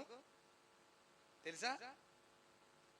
ఎవడైనా మిమ్మల్ని శత్రువుగా ట్రీట్ చేస్తున్నాడా? సంతోషించు, బికాస్ యు ఆర్ ఇంపార్టెంట్. నీ పాత్ర ఉంది మంచిగా. నిన్ను ఒక శత్రువుగా ట్రీట్ చేయట్లేదా, నువ్వు పనికిరానోడివి, మామూలుడివి. నువ్వు మామూలుడు కాబట్టి నేను శత్రువుగా ట్రీట్ చేయట్లేదు. ఎవరు నిన్ను శత్రువుగా, నిన్ను పగవాడిగా చూస్తున్నాడా? నీలో విషయం ఉంది. నిన్ను చూసి, నీలో ఉన్న దేన్నో చూసి ఏం చేస్తున్నారు? భయపడుతున్నాడు. దేన్నో చూసి భయపడుతున్నాడు. నిన్ను తొక్కేయాలి, నిన్ను అణిచేయాలి అని ఎవడైనా అనుకుంటున్నాడా? గుర్తుపెట్టుకో, నీలో శక్తి ఉంది, నీలో సామర్థ్యం ఉంది. నీలో ఏముంది? సామర్థ్యము ఉంది. నీలో సామర్థ్యం ఉంది. కాబట్టి ఆలోచన చేయండి, ఒకసారి ఆలోచన చేయండి. అంటే నేను ఎందుకు ఈ మాటలను జ్ఞాపకం చేస్తున్నాను అంటే, శ్రమలు, శోధనలు, ఇబ్బందులు ఇలాంటివి వస్తున్నప్పుడు ఈ లోకంలో దేవుని నమ్ముకున్న వారిగా మనం ఒక స్థాయిలోకి వెళ్తున్నప్పుడు, వేరే ఎవరైనా వచ్చి మనల్ని తొక్కేయాలి అని చూస్తున్నప్పుడు మనకు కలిగే నెంబర్ 1 ఆందోళన ఏంటనంటే, దేవుడు నన్ను విడిచిపెట్టేశాడా ఏంటి, నాకు అందరూ శత్రువులే ఉన్నారు. ఏంటది మనకు కలిగే ఆలోచన? దేవుడు నన్ను విడిచిపెట్టేశాడా ఏంటి, నాకు అందరూ శత్రువులే ఉంటున్నారు, నాకు విజయము లేదు. కానీ దేవుడు ఏమంటున్నాడు? నేను నీకు తోడే ఉన్నాను అంటున్నాడు. మనుషులందరూ విడిచిపెట్టేసిన నేను నిన్ను విడిచిపెట్టను. మనుషులందరూ నీకు వ్యతిరేకంగా తిరిగారా? ఎప్పుడు గుర్తుపెట్టుకోండి, నీ చుట్టూ ఉన్నవారు నీకు వ్యతిరేకంగా తిరిగారు అనంటే, నీలో ఉన్న శక్తివంతమైన క్రియలను బట్టి, నీలో ఉన్న శక్తివంతమైన క్యారెక్టరైజేషన్ బట్టి వారు దానిని ఎదుర్కోలేక నీకు వ్యతిరేకంగా తిరుగుతున్నారని దాని అర్థం. అలా అని చెప్పేసి తప్పులు చేస్తున్న వాడికి వ్యతిరేకంగా తిరిగితే నేను ఇంకా గొప్ప అనుకోవడం అది గర్వం. ఎలాగా? తప్పులు చేస్తున్న వాడు వ్యతిరేకంగా తిరిగినప్పుడు ఈ మాట అనుకోకూడదు. తప్పులు చేస్తున్న వాడికి వ్యతిరేకంగా తిరిగారనుకో, ఆడు మార్చుకోవాలి జీవితాన్ని. తప్పులు చేస్తున్నవాడి గురించి కాదు ఇది, నీతిగా జీవిస్తున్నవాడి గురించి ఇది నేను చెప్తున్నది. నీతిగా జీవిస్తున్న వాడికి, యథార్థంగా జీవిస్తున్న వాడికి, మంచి క్రియలు చేస్తున్న వాడికి వ్యతిరేకత వచ్చిందనుకో, వ్యతిరేకంగా జనులు తిరిగారు అనుకో, వాడు అనుకోవచ్చు నేను యోగ్యమైన వాడిగా ఉన్నాను, శక్తివంతమైన వాడిని కాబట్టి నాకు వ్యతిరేకమైన కార్యాలు. ఒకవేళ ఎవరైనాను మన యొద్ద మేలు పొంది మనల్ని విడిచిపెట్టేస్తారనుకో, ఏం చేయాలి? బాధపడాలా? ఎవరైనాను మన యొద్ద మేలు పొంది మనల్ని విడిచిపెట్టేశారు, బాధపడాలా? ఏం చేయాలి మరి? ఏం చేయాలి? ఏం చేయాలి? క్షమించాలి, సంతోషించాలి. ఏం చేయాలి? సంతోషించాలి. ఎందుకు? ఒకవేళ ఈ మోసగాడు ఇంకా కూడా ఉండి నన్ను ఇంకా నాశనం చేసేద్దరేమో, మధ్యలోనే పోయాడు రా బాబు, సంతోషం, దేవుడు నాకు వాని యొక్క బాధ లేకుండా చేశాడు. ఏంటండి? అవునా కాదా? ఏమో ఒకవేళ ఫ్యూచర్ లో వాడు లేకుండా ఉన్నప్పుడు మంచి ఏదో ఇవ్వబోతున్నాడేమో దేవుడు. వాడు కూడా ఉంటే ఆ మంచి వలన వాడు దానిని తీసుకుని నన్ను ఇంకా ఇబ్బందులకి గురి చేసేవాడేమో. సో ఒకవేళ ఎవడన్నా వంచన చేసి వెళ్ళిపోయినాడలా సంతోషించు, దేవుడే వారిని నీ యొక్క జీవితం నుంచి తీసివేసేసాడు, నీవు యోగ్యుడు కాబట్టి. ఎంత వండర్ఫుల్ అండి, ఎంత వండర్ఫుల్ ఈ విషయం, ఎంత వండర్ఫుల్ అండి ఈ విషయము. నేను నడుచుకుంటూ వెళ్తున్నాను, వింటున్నారా? శ్రద్ధగా వింటున్నారా? అర్థమవుతుందా? కంటిన్యూటీలో ఉన్నారా? అందరూ కంటిన్యూటీలో ఉన్నారా?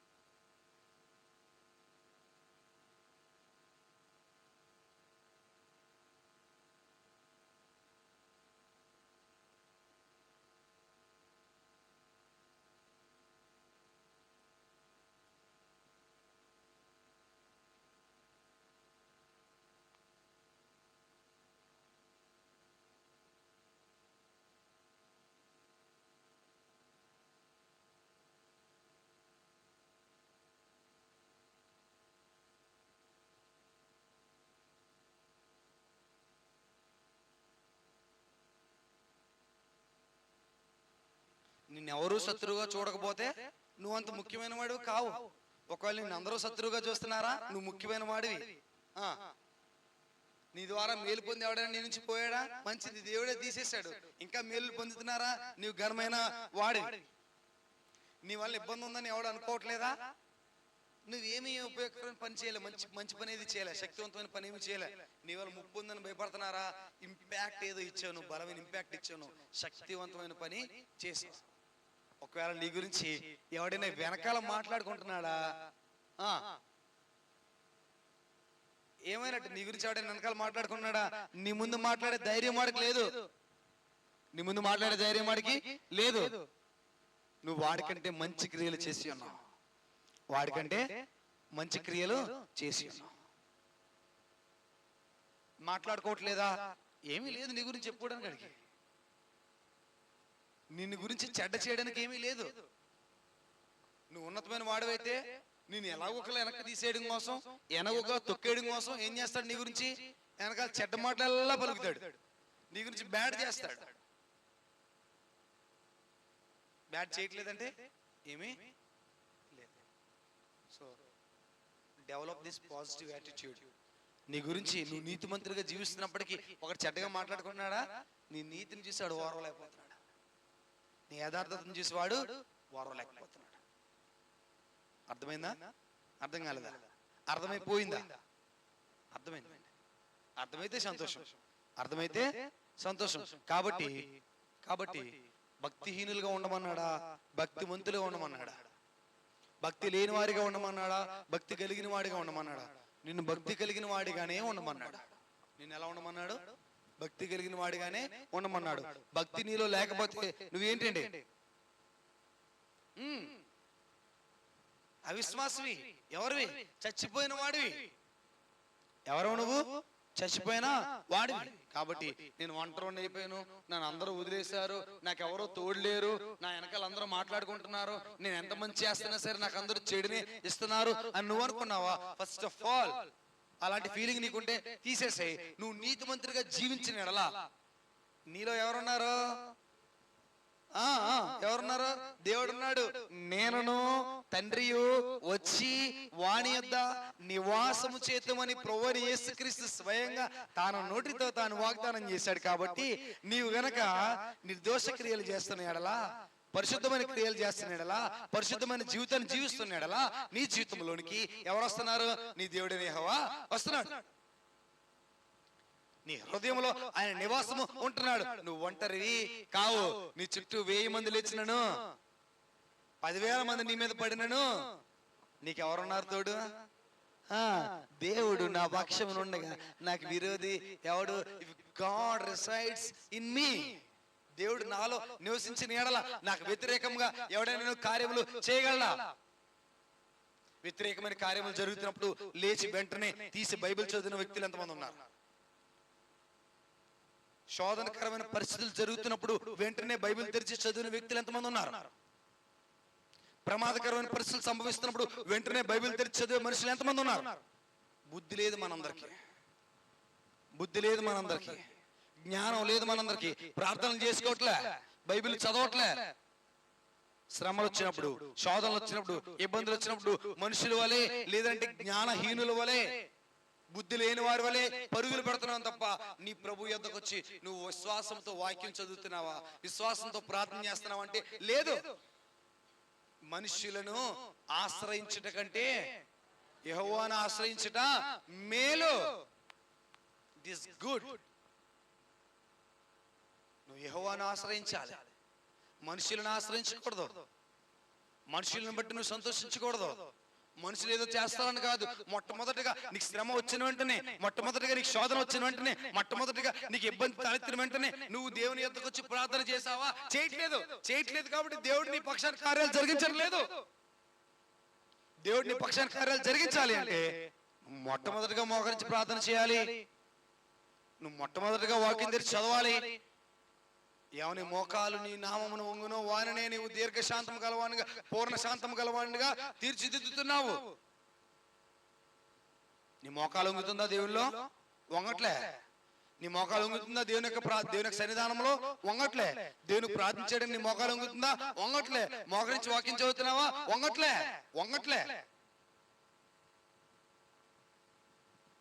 సంపూర్ణంగా మోకరించి శిరస్సు ఉంచేసి దేవా నీవే సమస్తము అని అడుగుతున్నావా? అడగట్లే.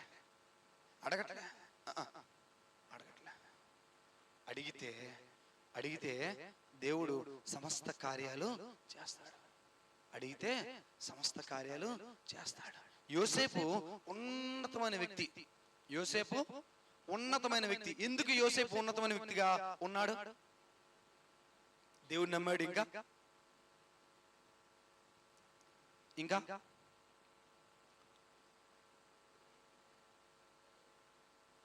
అర్థం కాలేదు.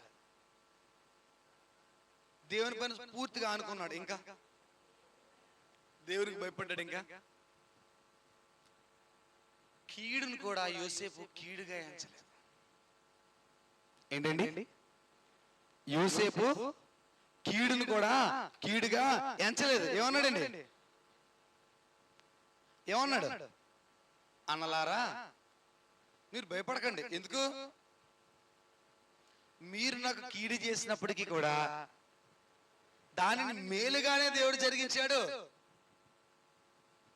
మీకు అర్థమైందా? ఎవడో ఇబ్బంది పెడుతున్నాడని, ఎవడో శోధన పెడుతున్నాడని, ఎవడో బాధలు పెడుతున్నాడని ఇక్కడికి వచ్చి నలిగిపోతూ కుంగిపోతూ నువ్వు ఉన్నవసరంలే. ఆడి శోధన పెట్టని దేవుడు నీ జీవితం ద్వారా ఏం చేయబోతున్నాడు? మేలు చేయబోతున్నాడు.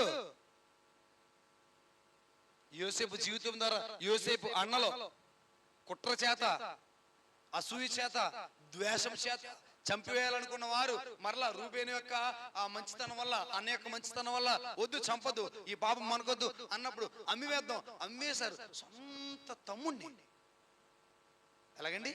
సొంత తమ్ముణ్ణి, వారితో కలిసి పెరిగిన తమ్ముణ్ణి బానిసత్వానికి అమ్మేశారు. దేనికి అమ్మేశారు? బానిసత్వానికి అమ్మేశారు. అమ్మేస్తే రాజుగారు ఎలా ఉండాలి? యోసేపుకి ఆలోచన. వెంకటేష్, నిన్ను ఎన్ని సంవత్సరాలు నీకు ఇప్పుడు?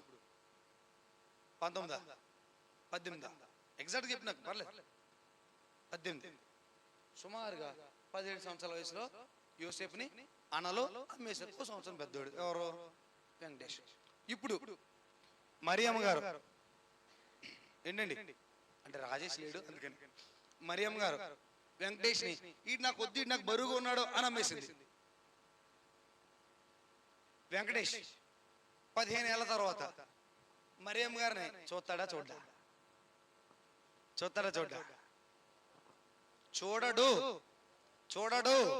చూడడు. ఎందుకు? నన్ను అమ్మేసింది మా అమ్మ. నిజమా? అంటే సహోదరి రాజేష్ లేడు కాబట్టి అర్థం కాదని చెప్పలేదు, అంతే. ఉదాహరణ మాత్రమే సుమి. అమ్మ ఆడు చాలా ప్రేమగా చూసుకుంటది, అది నాకు తెలుసు. కానీ నేను మామూలుగా అంటున్నాను. కానీ యోసేపు ఏం గ్రహించాడు?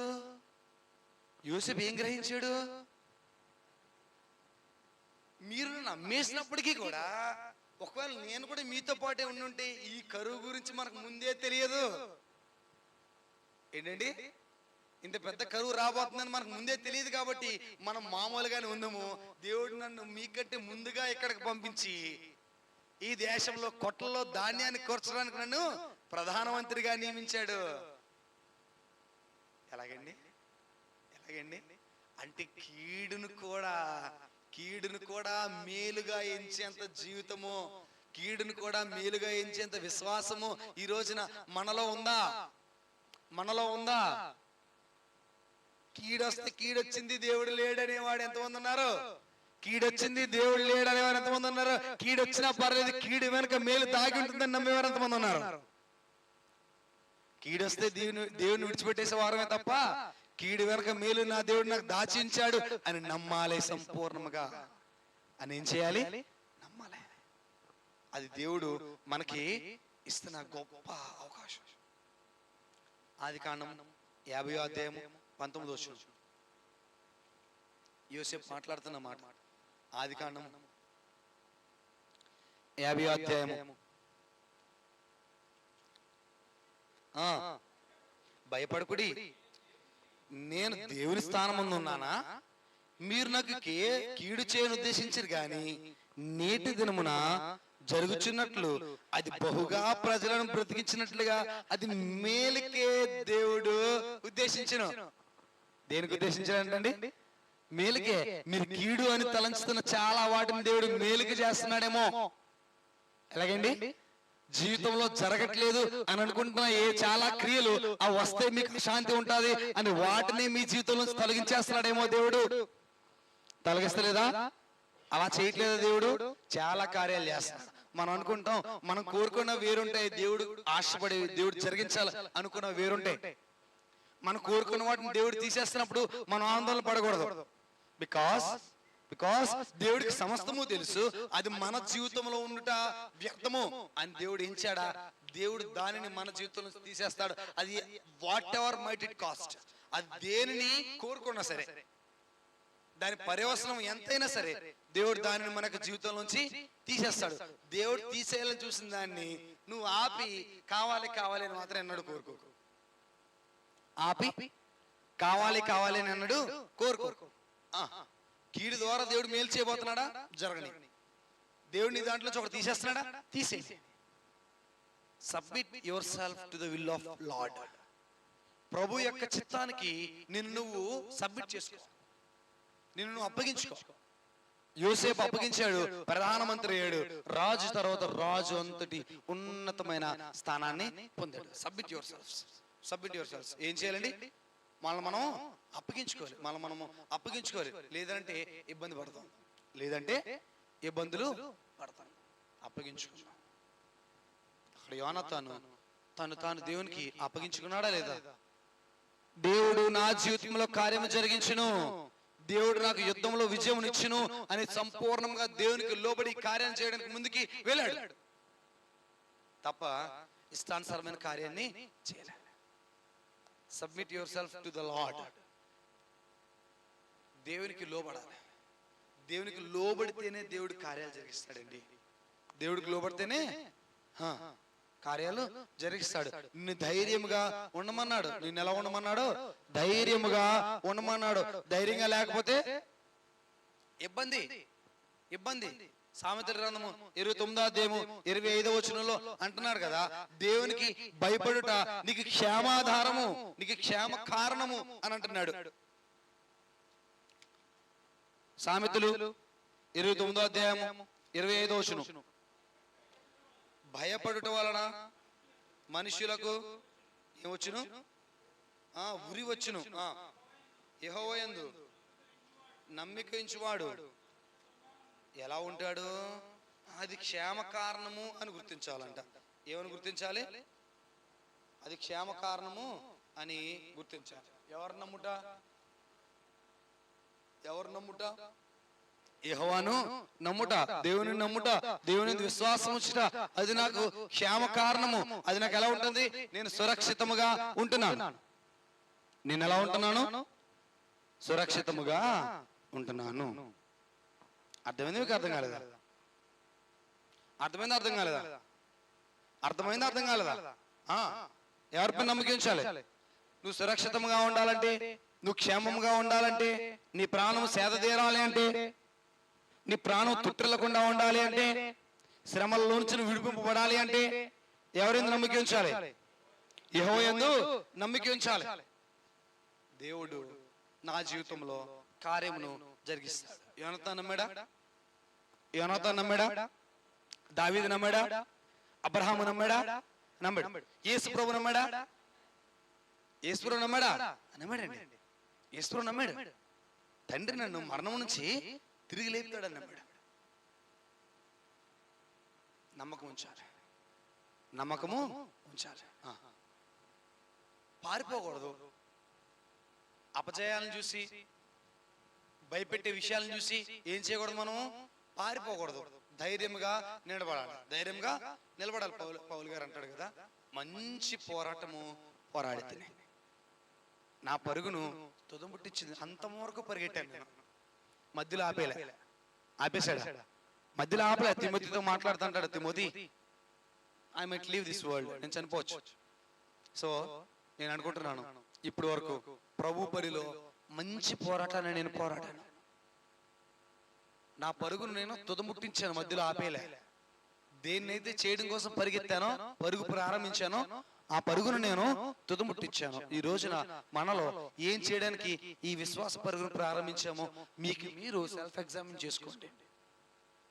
దేనికోసము అని సెల్ఫ్ ఎగ్జామిన్ చేసుకుని అది సంపూర్ణం అయ్యేంత వరకు కూడా మీ పరుగును ఆపొద్దు.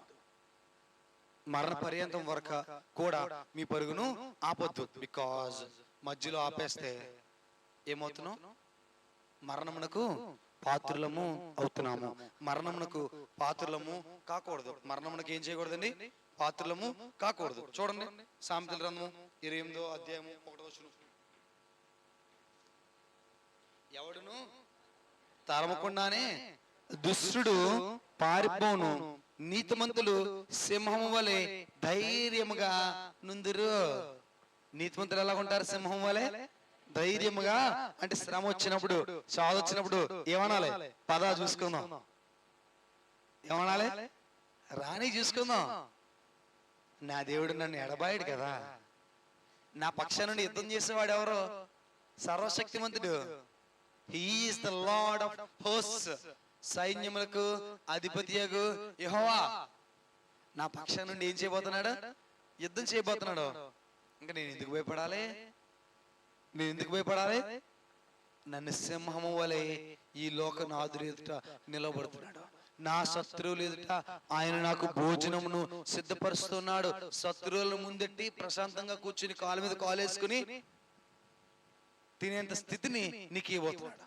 ఎవరు ఎవరు ఎప్పుడు ఎప్పుడు విశ్వాసముగా ఉన్నాను అనుకుంటున్నావా? విశ్వాసంగా గుర్తు తెచ్చుకున్నప్పుడు. మనలో చాలా మంది విశ్వాసలము అనుకుంటున్నాం కానీ ఎవరం కాము అంటే విశ్వాసలము కాము. సో విశ్వాసంగా ఉన్నావా లేదో తెలుసుకున్నప్పుడు అప్పుడు దేవుడు ఏం చేయబోతున్నాడు?